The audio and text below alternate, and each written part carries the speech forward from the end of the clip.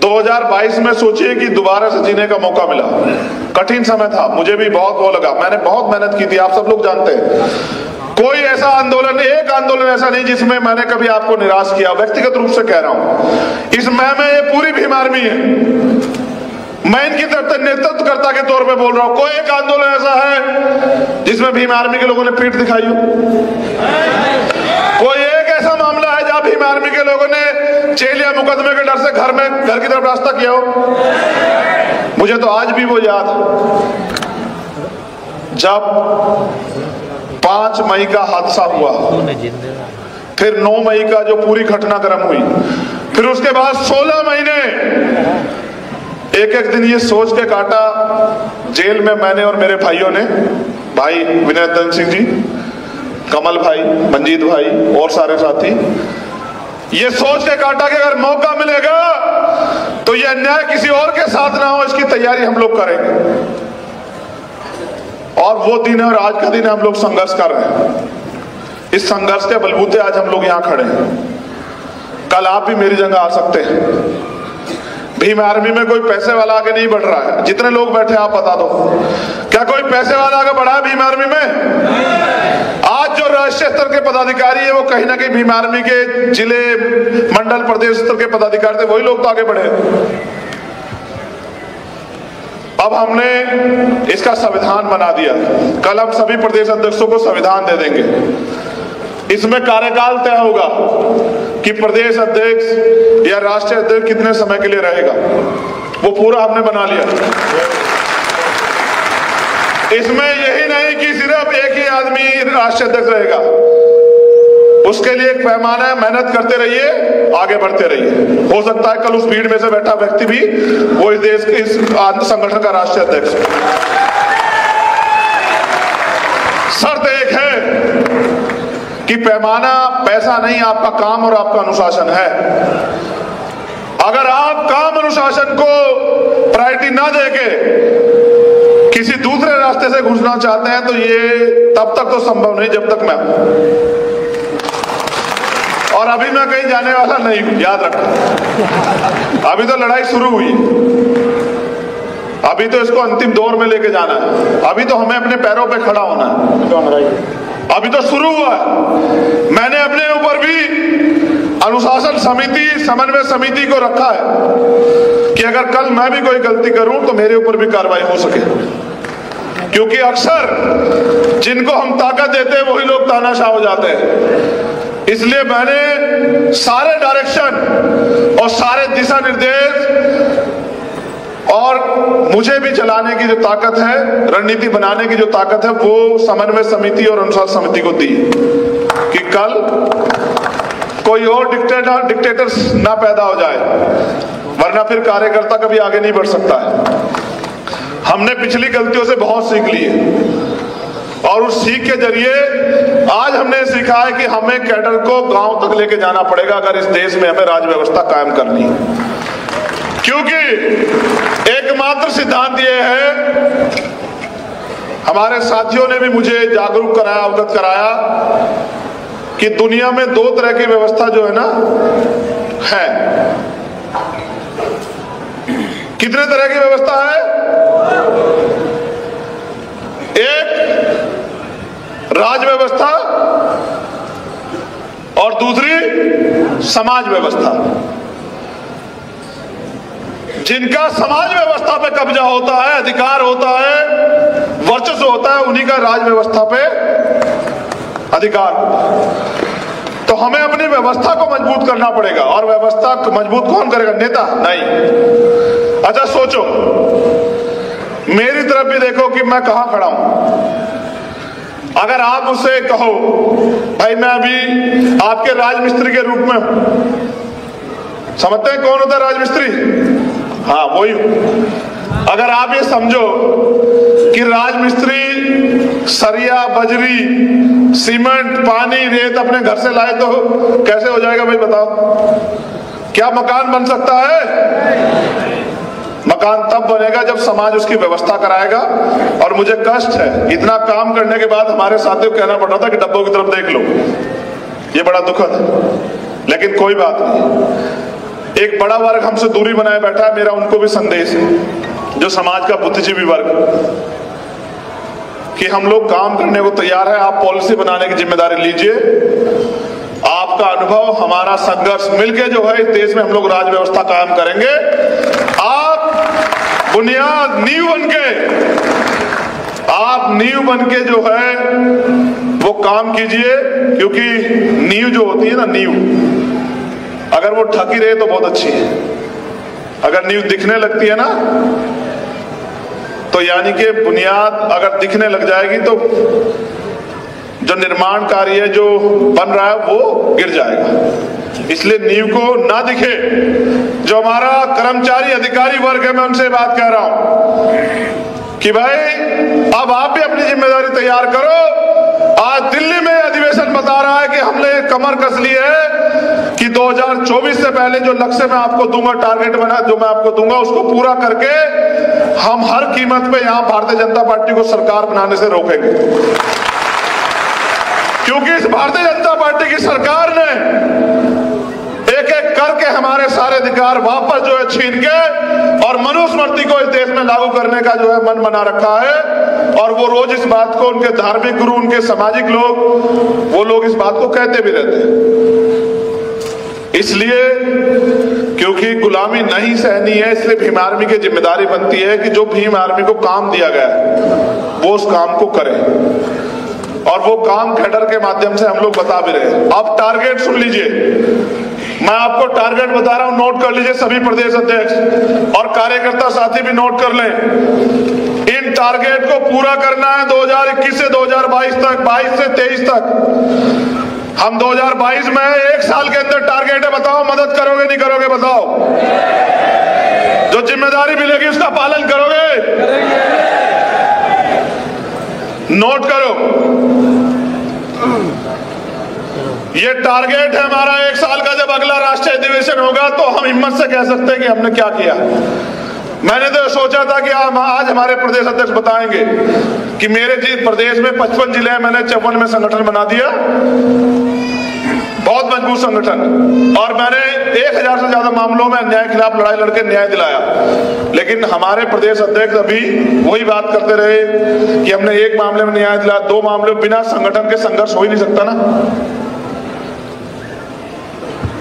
ये जो प्रदेश अध्यक्ष हैं वो नोट कर लें, फिर मैं आपको यहाँ आपको बुलाऊंगा कि आप संकल्प भी लेंगे मेरे साथ कि हम इसको करके दिखाएंगे। ठीक है? आजाद समाज पार्टी के लोग भी, जो हमारे नेतागण हैं, वो भी इस बात को नोट कर लें। जो घोषणाएं कर रहा हूं उनको पूरा करके दिखाओगे नहीं दिखाओगे? बताओ। बेइज्जत तो नहीं करवाओगे इस देश में मुझे?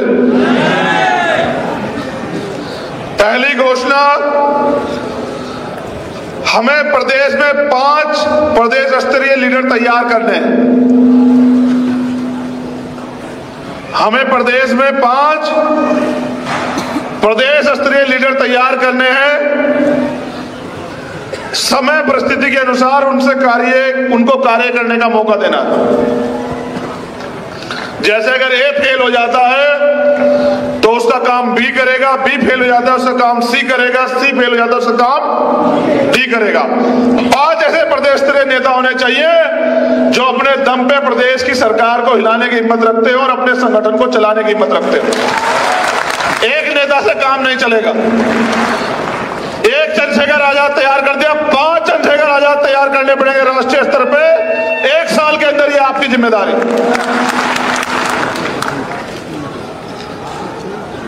हर जिले में हमें कम से कम 10 ट्रेनर्स तैयार करने हैं जो कैडर देने का काम करेंगे। प्रत्येक जिले में 10 ट्रेनर मिशन 78 के सहयोग से जो कैडर देने का काम करेंगे। 1 साल का टारगेट है 2023 तक हर जिले में। और कैडर देना सीखिए। पहले कैडर लीजिए, फिर देना सीखिए। और जिस दिन आप कैडर को आत्मसात करेंगे उस दिन आप असली मिशनरी बनेंगे। रोजगार से युवाओं को, बहनों को, भाइयों को कैसे जोड़ना है, इसका प्रोग्राम हमें अपने अपने प्रदेश में बनाना पड़ेगा। कोई भी भर्ती, कोई भी नियुक्ति निकलती है, बैकलॉग निकलता है, तो हमें उसके लिए टीम बना के अपने युवाओं को जागरूक तैयार करना पड़ेगा कि ये भर्ती आई है, आप लोग इसको वो करो, या बिजनेस मॉडल बना के अपने लोगों को रोजगार से जोड़ना है।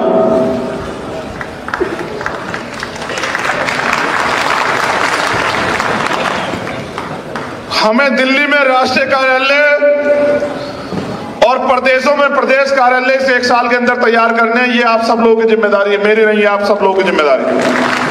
एक राष्ट्रीय स्तर का कार्यालय और हर प्रदेश में प्रदेश कार्यालय, जहां से पूरे प्रदेश के लोगों को संदेश जाए।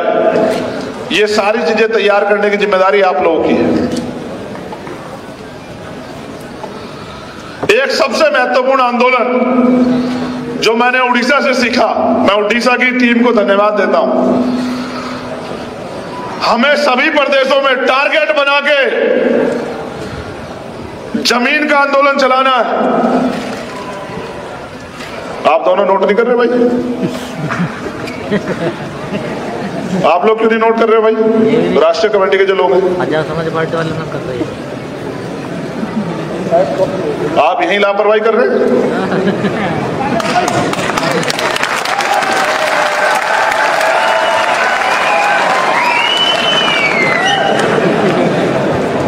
कल किससे पूछते फिरोगे? नहीं, राष्ट्रीय कमेटी के लिए भी कहा है सब लोगों को नीचे बैठे हुए कि सबको नोट करना है। ये नहीं कर रहे। काम तो आप ही लोग करवाओगे ना, कहां से करवाओगे जब आपको काम ही नहीं पता होगा? हमें सभी प्रदेशों में जमीन का आंदोलन चलाना है। गौर से सुने, हिले ना। Hello, SC, ST, OBC minority के कितने लोगों पे खेती और रहने के लिए जमीन है, हमें इसकी डिटेल तैयार करवानी है। और जहां नहीं है, हम आंदोलन चला के सरकार से SC, ST, OBC के लोगों को खेती के लिए जमीन और रहने के लिए जमीन दिलाने का काम जो है ना, हम राष्ट्रीय स्तर पे करेंगे।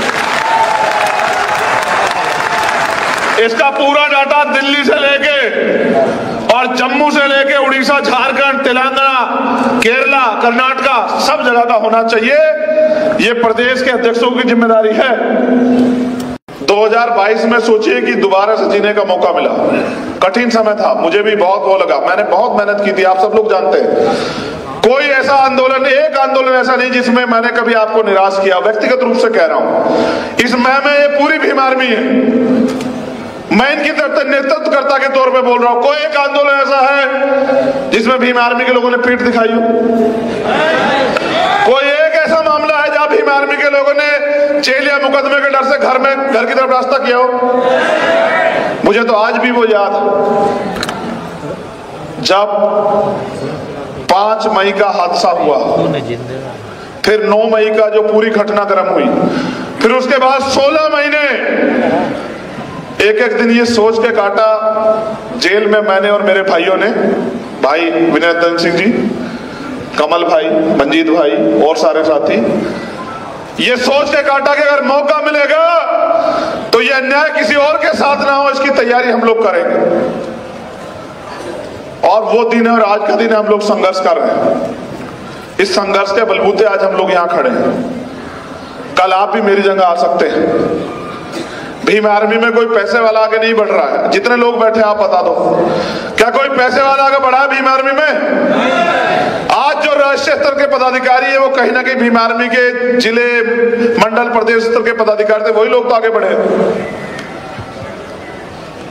अब हमने इसका संविधान बना दिया। कल हम सभी प्रदेश अध्यक्षों को संविधान दे देंगे। इसमें कार्यकाल तय होगा कि प्रदेश अध्यक्ष या राष्ट्रीय अध्यक्ष कितने समय के लिए रहेगा, वो पूरा हमने बना लिया। इसमें यही नहीं कि सिर्फ एक ही आदमी राष्ट्रीय अध्यक्ष रहेगा, उसके लिए एक पैमाना है। मेहनत करते रहिए, आगे बढ़ते रहिए। हो सकता है कल उस भीड़ में से बैठा व्यक्ति भी वो इस देश के इस संगठन का राष्ट्रीय अध्यक्ष। शर्त एक है कि पैमाना पैसा नहीं, आपका काम और आपका अनुशासन है। अगर आप काम अनुशासन को प्रायोरिटी ना देके किसी दूसरे रास्ते से घुसना चाहते हैं तो ये तब तक तो संभव नहीं जब तक मैं हूं। और अभी मैं कहीं जाने वाला नहीं हूं, याद रखना। अभी तो लड़ाई शुरू हुई। अभी तो इसको अंतिम दौर में लेके जाना है। अभी तो हमें अपने पैरों पे खड़ा होना है। अभी तो शुरू हुआ है।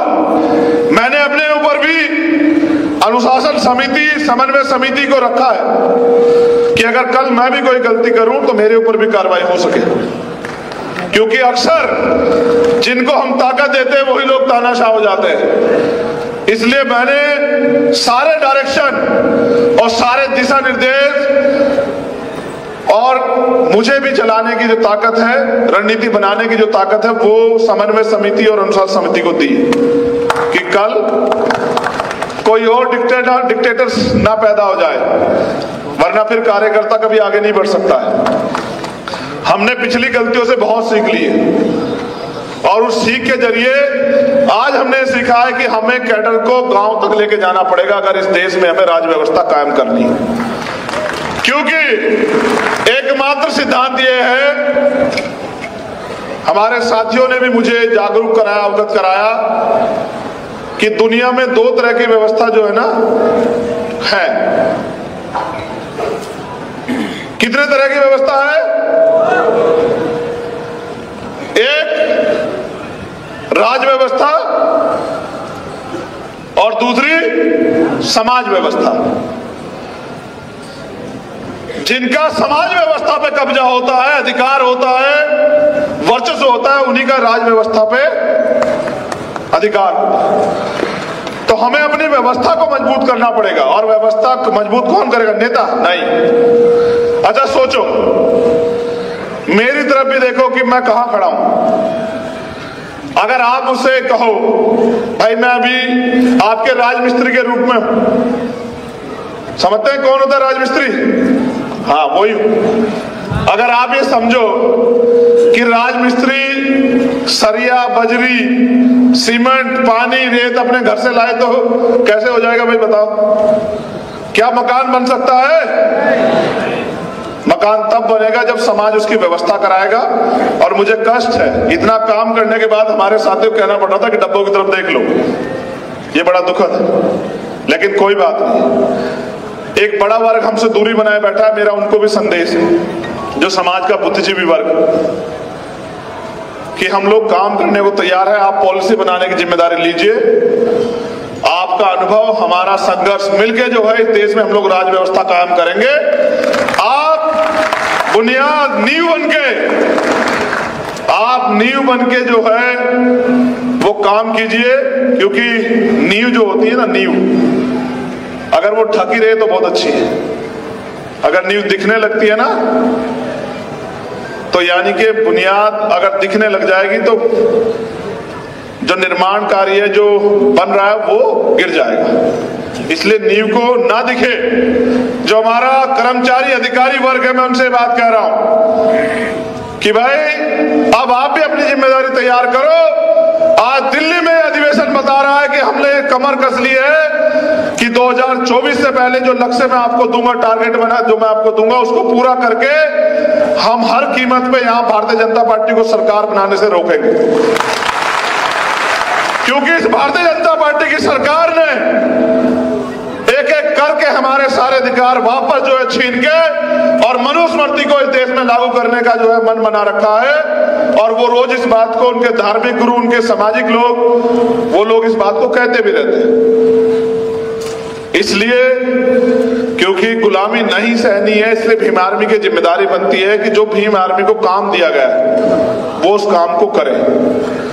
और वो काम कैडर के माध्यम से हम लोग बता भी रहे हैं। अब टारगेट सुन लीजिए, मैं आपको टारगेट बता रहा हूं, नोट कर लीजिए सभी प्रदेश अध्यक्ष और कार्यकर्ता साथी भी नोट कर लें। इन टारगेट को पूरा करना है 2021 से 2022 तक, 22 से 23 तक। हम 2022 में 1 साल के अंदर टारगेट है। बताओ मदद करोगे नहीं करोगे? बताओ। जो जिम्मेदारी मिलेगी उसका पालन करोगे? नोट करो, ये टारगेट है हमारा 1 साल का। जब अगला राष्ट्रीय अधिवेशन होगा तो हम हिम्मत से कह सकते हैं कि हमने क्या किया। मैंने तो सोचा था कि आज हमारे प्रदेश अध्यक्ष बताएंगे कि मेरे प्रदेश में 55 जिले हैं, मैंने 54 में संगठन बना दिया। बहुत मजबूत संगठन, और मैंने 1000 से ज्यादा मामलों में अन्याय के खिलाफ लड़ाई लड़के न्याय दिलाया। लेकिन हमारे प्रदेश अध्यक्ष अभी वही बात करते रहे कि हमने एक मामले में न्याय दिलाया, 2 मामले में। बिना संगठन के संघर्ष हो ही नहीं सकता ना। ये जो प्रदेश अध्यक्ष हैं वो नोट कर लें, फिर मैं आपको यहाँ आपको बुलाऊंगा कि आप संकल्प भी लेंगे मेरे साथ कि हम इसको करके दिखाएंगे, ठीक है। आजाद समाज पार्टी के लोग भी, जो हमारे नेतागण हैं, वो भी इस बात को नोट कर लें। जो घोषणाएं कर रहा हूं उनको पूरा करके दिखाओगे नहीं दिखाओगे, बताओ? बेइज्जत तो नहीं करवाओगे इस देश में मुझे? पहली घोषणा, हमें प्रदेश में 5 प्रदेश स्तरीय लीडर तैयार करने हैं। हमें प्रदेश में 5 प्रदेश स्तरीय लीडर तैयार करने हैं। समय परिस्थिति के अनुसार उनको कार्य करने का मौका देना। जैसे अगर ए फेल हो जाता है तो उसका काम बी करेगा, बी फेल हो जाता है उसका काम सी करेगा, सी फेल हो जाता है उसका काम डी करेगा। 5 ऐसे प्रदेश स्तरीय नेता होने चाहिए जो अपने दम पे प्रदेश की सरकार को हिलाने की हिम्मत रखते हो और अपने संगठन को चलाने की हिम्मत रखते हो। एक नेता से काम नहीं चलेगा। एक चंद्रशेखर आजाद तैयार कर दिया, 5 चंद्रशेखर आजाद तैयार करने पड़ेंगे राष्ट्रीय स्तर पे 1 साल के अंदर। ये आपकी जिम्मेदारी।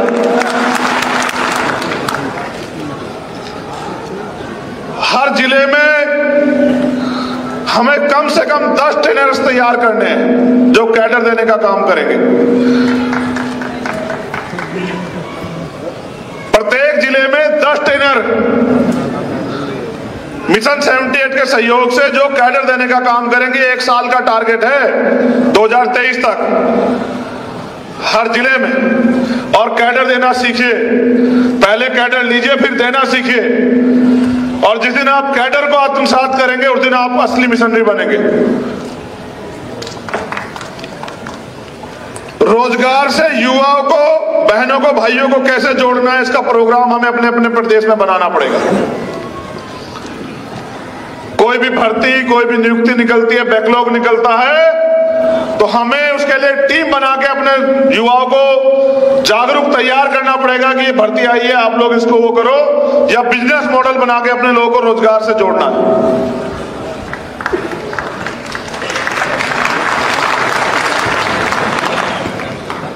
हमें दिल्ली में राष्ट्रीय कार्यालय और प्रदेशों में प्रदेश कार्यालय से 1 साल के अंदर तैयार करने हैं। ये आप सब लोगों की जिम्मेदारी है, मेरी नहीं है, आप सब लोगों की जिम्मेदारी है।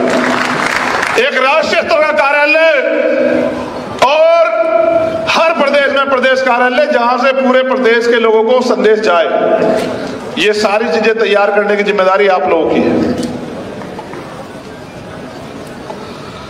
एक सबसे महत्वपूर्ण आंदोलन जो मैंने उड़ीसा से सीखा, मैं उड़ीसा की टीम को धन्यवाद देता हूं।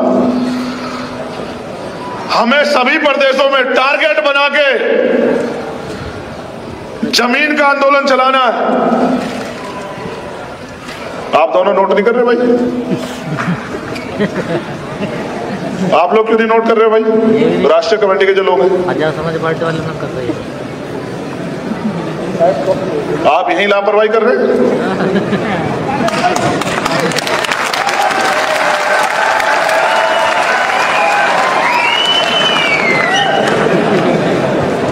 कल किससे पूछते फिरोगे? नहीं, राष्ट्रीय कमेटी के लिए भी कहा है सब लोगों को नीचे बैठे हुए, सबको नोट करना है। ये नहीं कर रहे। काम तो आप ही लोग करवाओगे ना, कहां से करवाओगे जब आपको काम ही नहीं पता होगा? हमें सभी प्रदेशों में जमीन का आंदोलन चलाना है। गौर से सुने, हिले ना। Hello. SC, ST, OBC minority के कितने लोगों पे खेती और रहने के लिए जमीन है, हमें इसकी डिटेल तैयार करवानी है। और जहां नहीं है, हम आंदोलन चला के सरकार से SC, ST, OBC के लोगों को खेती के लिए जमीन और रहने के लिए जमीन दिलाने का काम जो है ना, हम राष्ट्रीय स्तर पे करेंगे।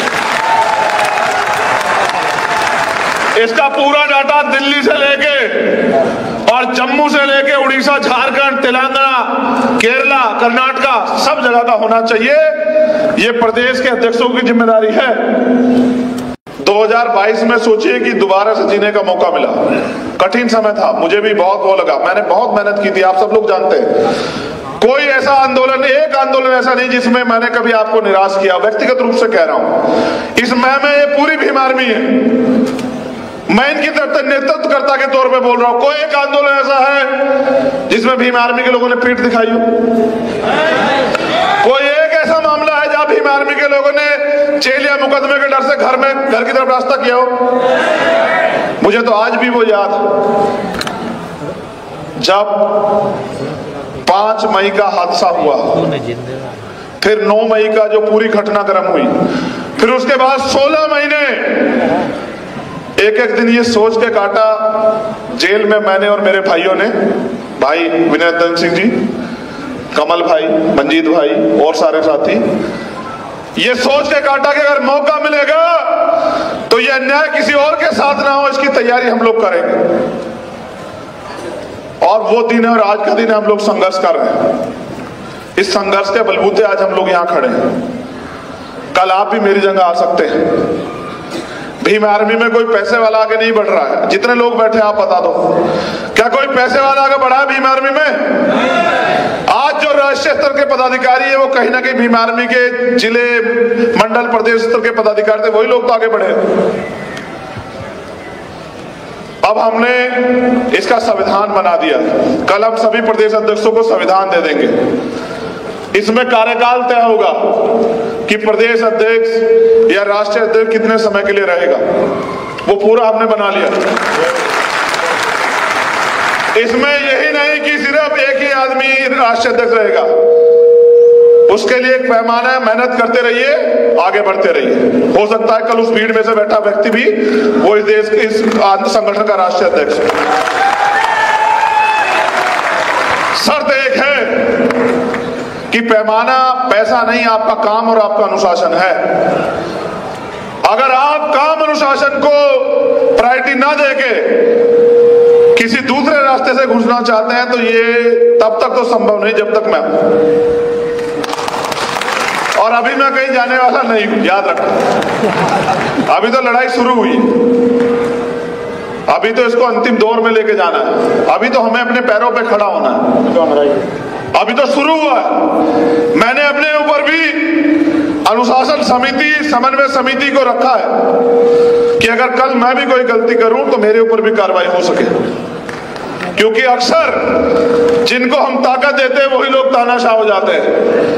इसलिए मैंने सारे डायरेक्शन और सारे दिशा निर्देश और मुझे भी चलाने की जो ताकत है, रणनीति बनाने की जो ताकत है, वो समन्वय समिति और अनुशासन समिति को दी कि कल कोई और डिक्टेटर ना पैदा हो जाए, वरना फिर कार्यकर्ता कभी आगे नहीं बढ़ सकता है।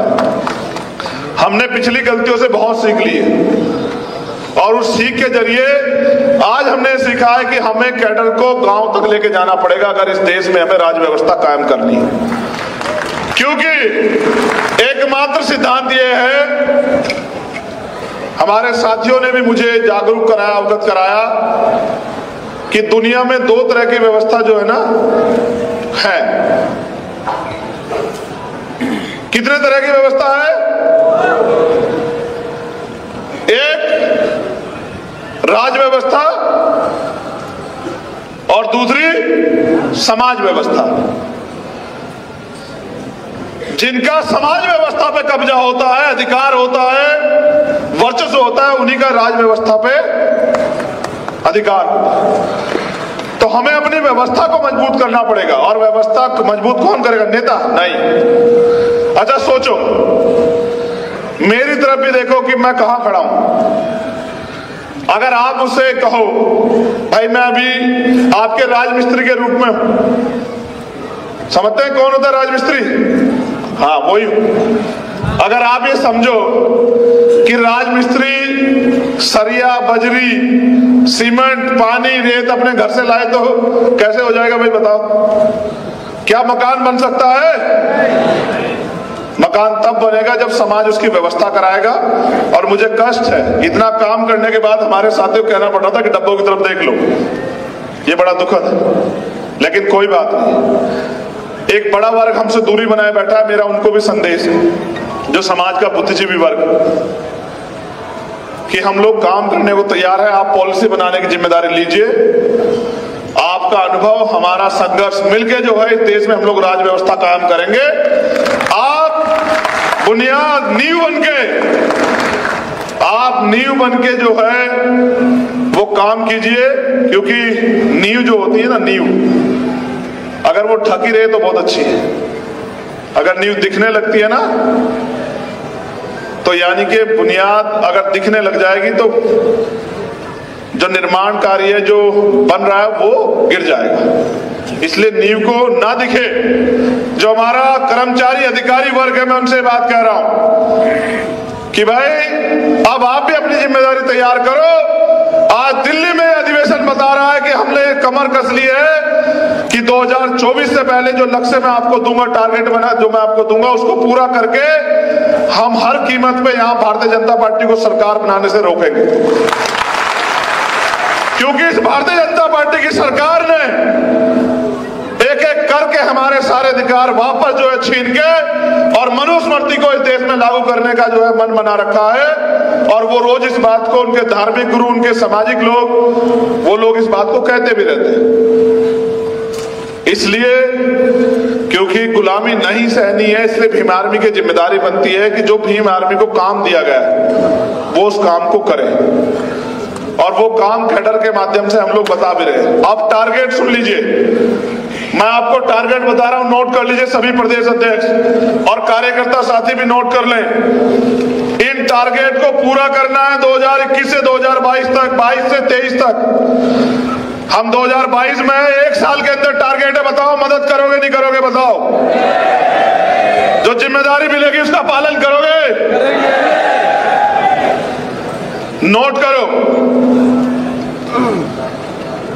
ये टारगेट है हमारा 1 साल का। जब अगला राष्ट्रीय अधिवेशन होगा तो हम हिम्मत से कह सकते हैं कि हमने क्या किया। मैंने तो सोचा था कि आज हमारे प्रदेश अध्यक्ष बताएंगे कि मेरे प्रदेश में 55 जिले हैं, मैंने 54 में संगठन बना दिया, बहुत मजबूत संगठन, और मैंने 1000 से ज्यादा मामलों में अन्याय के खिलाफ लड़ाई लड़के न्याय दिलाया। लेकिन हमारे प्रदेश अध्यक्ष अभी वही बात करते रहे कि हमने 1 मामले में न्याय दिलाया, 2 मामले में। बिना संगठन के संघर्ष हो ही नहीं सकता ना। ये जो प्रदेश अध्यक्ष हैं वो नोट कर लें, फिर मैं आपको यहाँ आपको बुलाऊंगा कि आप संकल्प भी लेंगे मेरे साथ कि हम इसको करके दिखाएंगे। ठीक है? आजाद समाज पार्टी के लोग भी, जो हमारे नेतागण हैं, वो भी इस बात को नोट कर लें। जो घोषणाएं कर रहा हूं उनको पूरा करके दिखाओगे नहीं दिखाओगे? बताओ। बेइज्जत तो नहीं करवाओगे इस देश में मुझे? पहली घोषणा, हमें प्रदेश में 5 प्रदेश स्तरीय लीडर तैयार करने हैं।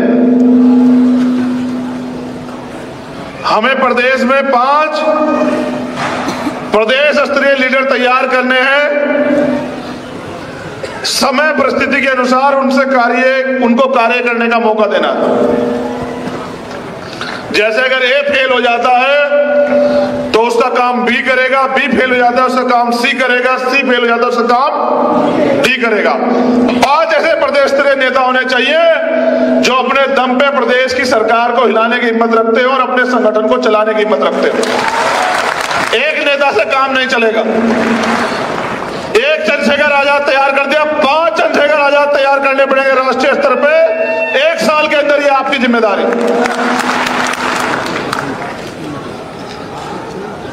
हर जिले में हमें कम से कम 10 ट्रेनर्स तैयार करने हैं जो कैडर देने का काम करेंगे।